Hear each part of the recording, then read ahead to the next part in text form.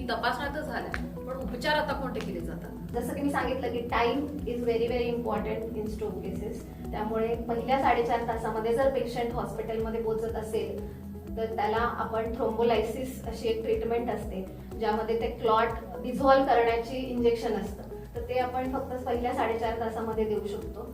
तर त्यासाठी ती एक ट्रीटमेंट अवेलेबल आहे. आणि त्याच्यानंतर पुन्हा स्ट्रोक होऊ नये, सेकंडरी प्रिव्हेन्शन ज्याला म्हणतो, एकदा स्ट्रोक होऊन गेलेल्या पेशंटमध्ये लाईफ लॉंग रिस्क राहते की त्यांना परत परत स्ट्रोक्स होतील, क्लॉट्स होतील. तर त्यासाठी रक्त पातळ होण्याच्या गोळ्या, कोलेस्टेरॉल कमी करण्याच्या गोळ्या, ह्या सगळ्या म्हणजे मेडिसिन्स ऑप्शन्स आहेत ट्रीटमेंटचे. प्लस शुगर, ब्लड प्रेशर, जे पण काही कॉजेस आहेत स्ट्रोकचे त्याच्याविषयीची ट्रीटमेंट करणे. आजकाल नवीन एक मेकॅनिकल थ्रॉम्बेक्टमी ही एक ट्रीटमेंट आहे जी विदिन 24 आवर्स केली जाते. जेव्हा आपण थ्रोम्बोलायसिस करतो पेशंटला, किंवा थ्रोम्बोलायसिस न केलेले जे उशिरा आलेले पेशंट आहेत पण